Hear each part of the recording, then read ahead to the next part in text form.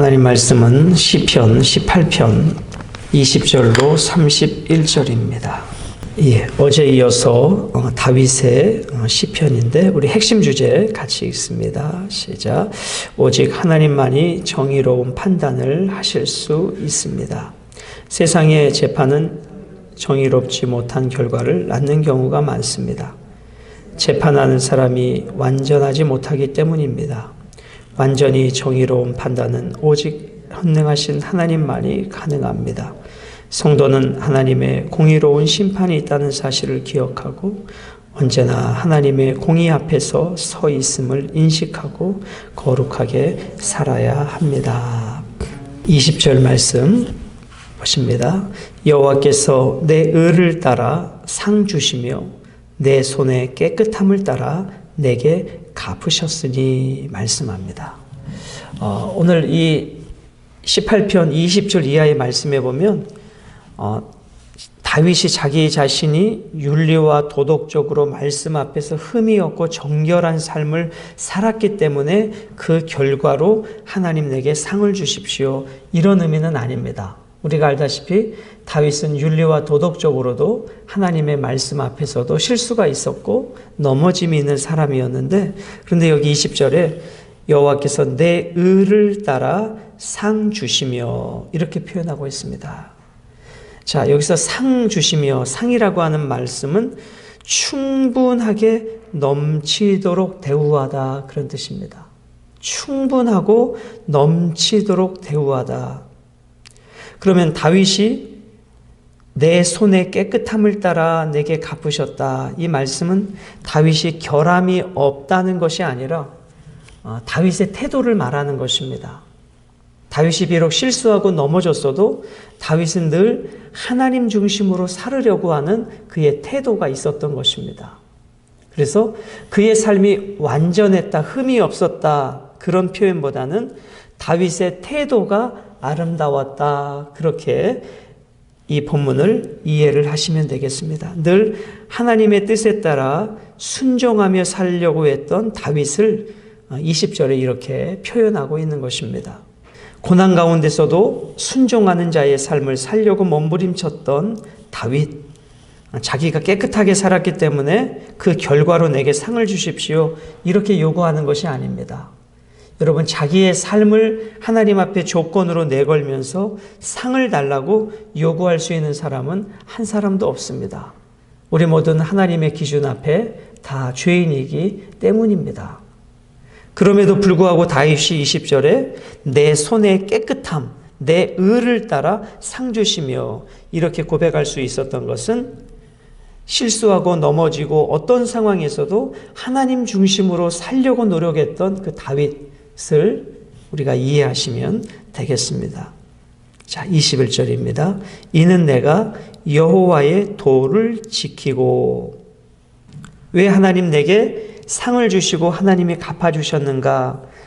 그 다윗의 삶을 또 이렇게 표현하고 있는데요. 여호와의 도를 지키고, 여기서 도라고 하는 단어는 길이란 뜻입니다.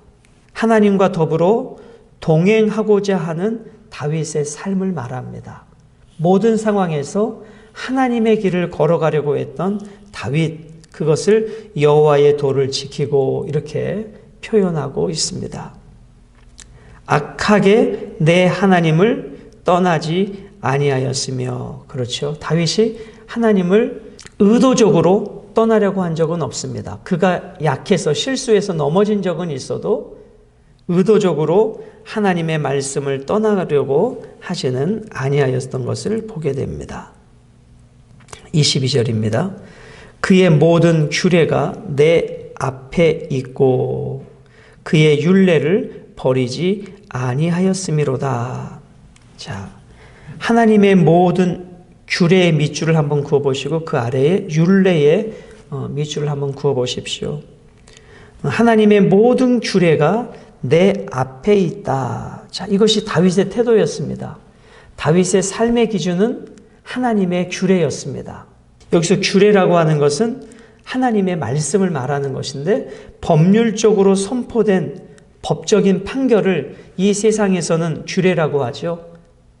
재판장이 법적으로 땅땅땅 그렇게 판결했던 것을 규례라 그러는데 본문에서는 하나님의 말씀을 규례로 이해하시면 되겠습니다.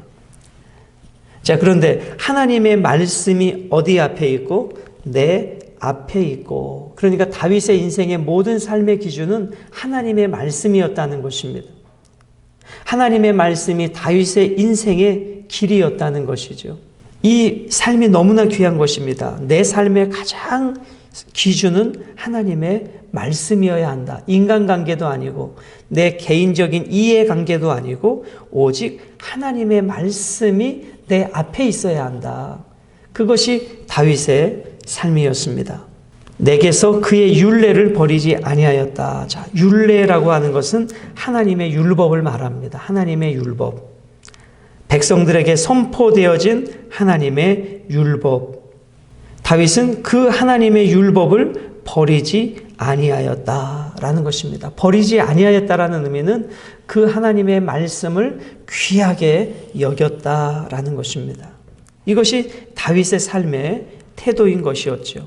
23절, 또한 나는 그의 앞에서 완전하여 나의 죄악에서 스스로 자신을 지켰나니. 자, 이 완전이라고 하는 것은 하나님 앞에서 자기 자신이 죄가 없는 존재, 그런 개념이 아니라 하나님의 명령에 순종하려 몸부림쳤던 다윗, 이렇게 이해하시면 되겠습니다. 그런 것을 완전으로 표현합니다. 자, 이 완전의 의미는 어떤 뜻이냐면은 다윗이 하나님 앞에 진짜 완전해서 완전한 것이 아니라 하나님의 은혜로 너는 내 앞에 완전한 자야 인정해 주시는 완전입니다. 자, 이 부분이 중요해서 다시 말씀드립니다. 다윗의 삶이 하나님 앞에 완전해서 완전한 것이 아니라 하나님의 은혜로 하나님이 다윗을 보실 때 너는 완전한 자야. 우리 아가서에 그런 말씀이 있잖아요. 너는 나의 사랑, 나의 어여쁜 자야. 이렇게 고백을 하잖아요. 그런 의미인 거예요. 그러니까 여러분과 제가 의롭게 된 것은 우리의 삶이 의로워서가 아니라 하나님이 우리를 의롭게 여겨주셨다. 이것은 문법적으로 말하면 수동태입니다. 내 행위가 완전해서 완전해진 것이 아니라 하나님이 너는 완전한 자야 라고 인정해 주시는 완전인 것입니다. 은혜인 것이죠. 그럼 오늘 우리는 이 말씀을 어떻게 적용해요? 예수 그리스도가 우리 안에 있는 자는 비록 우리의 삶이 부족해도 하나님의 기준에 너는 의로운 자야, 너는 완전한 자야, 그렇게 말씀해 주신다는 것입니다. 내 행위는 부족하지만 하나님이 나를 보시는 것이 아니라 내 안에 계신 예수님을 보시고 너는 의롭다라고 말씀하신다는 것. 이게 은혜고 이게 복음입니다. 무슨 말씀인지 이 말씀이 의미가 이해가 되시죠? 나는 그의 앞에서 완전하여. 이 완전의 의미는 오늘 본문에서는 흠없는 재물, 이런 의미로 쓰여지고 있습니다. 나의 죄악에서 스스로 자신을 지켰나니. 얼마나 다윗이 죄악에 넘어지지 않으려고 몸부림쳤는가, 그런 다윗을 볼 수 있게 됩니다. 자, 24절입니다. 그러므로 여호와께서 내 의를 따라 갚으시되 그의 목전에서 내 손이 깨끗한 만큼 내게 갚으셨습니다. 20절 말씀과 똑같은 말씀이죠. 그죠? 20절 말씀과 같은 의미의 말씀이에요. 그러므로 내가 21절부터 23절까지 이러한 삶을 가지고, 이러한 태도를 가지고 하나님이 나를 그렇게 의로운 자로 여겨주셨습니다 라는 것입니다. 자, 24절에 그러므로 여호와께서 내 의를 따라 갚으시되. 자, 갚으시되에 한번 여러분 밑줄을 그어 보실래요? 갚아주신다. 저는 이 말씀을 묵상하면서 그냥 이렇게 적어봤어요. 갚아주시는 하나님. 하나님은 우리의 삶을 보시고 조금만 잘해도 갚아주시는 하나님. 하나님 앞에 서서는 공짜가 없는 것 같아요. 우리가 주님을 위해서 어린 소자에게 냉수 한 그릇 대접해도 그것을 기억해 주시고 갚아주시는 하나님. 우리가 이름 없이 빚도 없이 봉사해도 그것을 기억하시고 갚아주시는 하나님. 저는 이 하나님이 너무나 좋은 것이죠. 우리가 갚음을 받으려고 하는 것은 아니지만 하나님은 우리가 했던 것을 하나도 공짜로 여기지 않으시고 그것을 갚아주신다. 그러므로 여러분, 우리가 주님의 교회를 사랑하고 지체를 사랑하고 이웃을 사랑하며 행했던 모든 수고와 섬김이 하나님 앞에서 얼마나 아름다운 갚음으로 하나님 앞에 섰을 때 상급이 될까요? 오늘 다윗은 이렇게 고백합니다. 내 의를 따라 갚아주시는 하나님. 우리의 모든 행위와 수고와 헌신은 당연한 것이지만 하나님은 그 당연한 것마저도 갚아주신다. 우리가 그것을 기억하셨으면 좋겠습니다. 그의 목전에서 내 손이 깨끗한 만큼 내게 갚아주십니다. 여러분, 다윗이 사울에게 충성만 했잖아요. 그런데 사울이 그 다윗을 얼마나 죽이려고 했습니까? 다윗이 사울을 죽일 기회가 있었어요. 그런데 다윗이 사울을 죽이나요? 죽이지 않죠. 하나님이 세웠기 때문에 하나님의 손에 맡겨드립니다. 그래서 누가 그것을 갚아주십니까? 하나님이 갚아주십니다. 이것이 다윗의 깨끗한 태도였어요. 이것이 그의 목전에서 내 손이 깨끗하다는 의미예요. 모든 것이 하나님의 뜻, 하나님의 기준이었어요. 인간적으로는 너무나 억울하고 분하고 마침 사울을 죽일 기회가 있었고 신하들이 사울을 죽이자고 해요. 그런데 다윗은 그것을 거부합니다. 그것이 바로 그의 목전에서 손이 깨끗한 다윗의 삶을 말해요. 25절입니다. 자비로운 자에게는 주의 자비로우심을 나타내시며. 자, 이제 이러한 표현이 반복해서 나오는데요. 여기 자비로운 자라는 단어의 의미는 친절한 자, 긍휼히 여기는 자, 거룩한 자, 신실한 자, 이런 뜻이에요. 자비로운 자에게는 주의 자비로우심을 나타내시며 이 땅에서 긍휼히 여기는 자, 거룩한 자, 신실한 자로 살아가는 자에게는 하나님의 친절함으로, 하나님의 긍휼하심으로, 하나님의 신실함으로 나타내 주신다. 이게 갚아주시는 거예요. 내가 누군가에게 친절할 때 하나님은 하나님의 친절함으로 나에게 갚아주신다. 내가 누군가를 긍휼히 여길 때 하나님은 하나님의 긍휼하심으로 나에게 갚아주신다. 너무 귀한 은혜죠. 자, 이것을 조금 풀어서 이렇게 말씀을 드릴게요. 신실한 자에 대하여 당신의 신실하심을 보여주십니다. 그런 뜻이에요. 자, 두 번째, 완전한 자에게는 주의 완전하심을 보이시며. 자, 이런 형태가 네 번이 나옵니다. 첫 번째는 자비로운 자에게는 주의 자비로우심을 나타내시며, 두 번째, 완전한 자에게는 주의 완전하심을 보이시며. 여기서 완전한 자는 흠없는 자, 이런 표현으로 사용되고 있습니다. 자, 이것을 좀 이렇게 풀어서 말씀드릴게요. 흠없이 당신을 위하면 당신께서도 흠없이 위해 주십니다. 그런 뜻이에요. 그래서 완전한 자는 흠없는 자.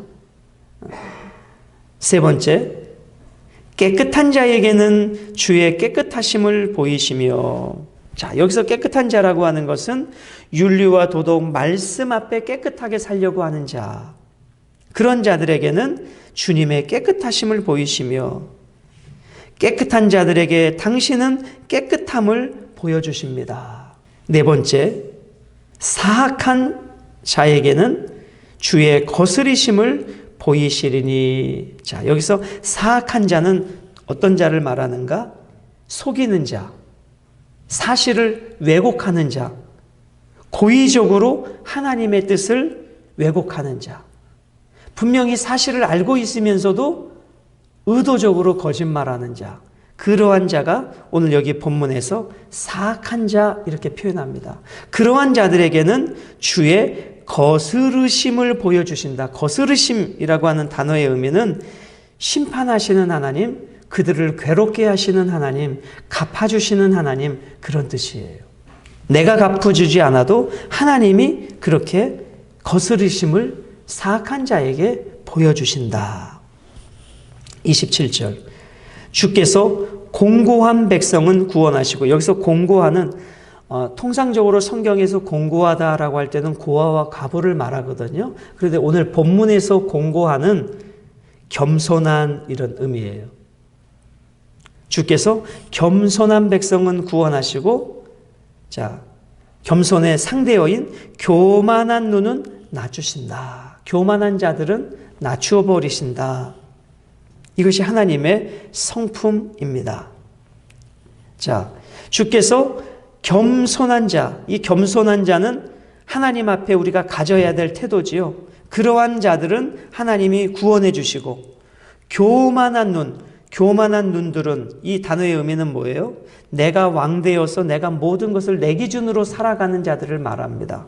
그들은 하나님이 결국은 낮추어 버리신다라는 것입니다. 28절입니다. 주께서 나의 등불을 켜시며, 여기서 등불은 생명을 말합니다. 주께서 나의 등불을 켜시며 내 생명이 되시며, 또 계보를 의미하기도 해요. 나와 다음 세대까지 이어주시는 하나님. 주께서 나의 생명을 켜시며 여호와 내 하나님이 내 흑암을 밝히신다. 여기서 흑암은 어둠을 말하는 것인데, 이 본문에서의 흑암의 의미는 파멸, 고통, 죽음, 슬픔을 말하는 것입니다. 우리가 어제 보셨던, 어제 우리 4절 5절을 한번 보실까요? 어제 본문 18편 4절 5절. 4절에 보면 사망의 줄, 불의의 창수, 수월의 줄, 사망의 올무, 이게 나오죠. 이게 오늘 본문 여기서는 흑암으로 표현되고 있는 거예요. 그 4절 5절에 있었던 내용들이. 그런데 인생의 어둡고 힘든 그 고통 속에서 하나님이 내 생명의 불을 밝히신다라는 뜻입니다. 너무나 귀한 고백이죠. 주님께서 내 길을 비춰주신다. 29절입니다. 내가 주를 의뢰하고, 그러기 때문에, 이렇게 하나님이 나를 도와주시기 때문에 29절입니다. 내가 주를 의뢰하고 적군을 향해 달리며. 자, 이제 적군의 공격 앞에 피해서 쫓겨다니는 신세였던 다윗이 이제는 어떻게 돼요? 적군의 한복판으로 달려 들어간다. 이게 담대함입니다. 역전된 거예요. 내가 도망 다니던 인생에서 이제는 하나님이 나와 함께 해주시는 담대함으로 적군을 향해 달려간다. 자, 이것을 풀어서 이렇게 말씀드릴게요. 하나님의 도움으로 말미암아 적의 군대를 향해 나는 돌진합니다. 그런 뜻이에요. 이제는 내가 숨는 자가 아니라 하나님이 함께 하심으로 적진을 향해 돌진하는 자입니다. 이렇게 바뀌어지게 되죠. 그 다음에 내 하나님을 의지하고 담을 뛰어넘나이다. 여기서 담은 성벽을 말합니다. 담을 뛰어넘는다, 성벽을 뛰어넘는다의 의미는 이제 내가 이 싸움에서 지는 자가 아니라 승리하는 자가 될 것입니다. 그런 고백인 것이죠. 얼마나 위대한 고백입니까? 그 인생의 고난과 역경 앞에 사망의 올무와 수월의 줄 가운데 놓여 있었던 다윗이 하나님의 함께 하심을 통해서 이제는 도망 다니고 피하는 자가 아니라 적진의 한복판에 달려가 성벽을 뛰어넘는 승리자로 이야기하고 있습니다. 30절입니다. 하나님의 도는 완전하여, 하나님의 도는 완전하다. 여호와의 말씀은 순수하다. 순수하다라는 것은 어떠한 불순물도 없다, 찌꺼기가 없다, 그런 말씀이죠. 도, 말씀 같은 표현이고 완전, 순수 같은 의미인데 시기 때문에 다른 용어로 표현하고 있는 것입니다. 그는 자기에게 피하는 모든 자의 방패시로다. 자, 거기 모든 자의 밑줄 한번 그어 보실까요? 지금 다윗이 누구에게 피했어요? 하나님께 피해서 하나님이 다윗에게 방패가 되어 주셨듯이 여러분과 저도 인생의 고난과 역경이 올 때 하나님 앞에 피할 때 하나님이 방패가 되어 주신다. 그 모든 자 속에 누가 들어가 있는가? 여러분과 제가 들어가 있는 거예요. 오늘도 모든 원수의 불화살로부터 우리의 방패가 되어 주시는 하나님. 마지막 31절입니다. 우리 같이 읽고 말씀을 맺겠습니다. 31절 시작.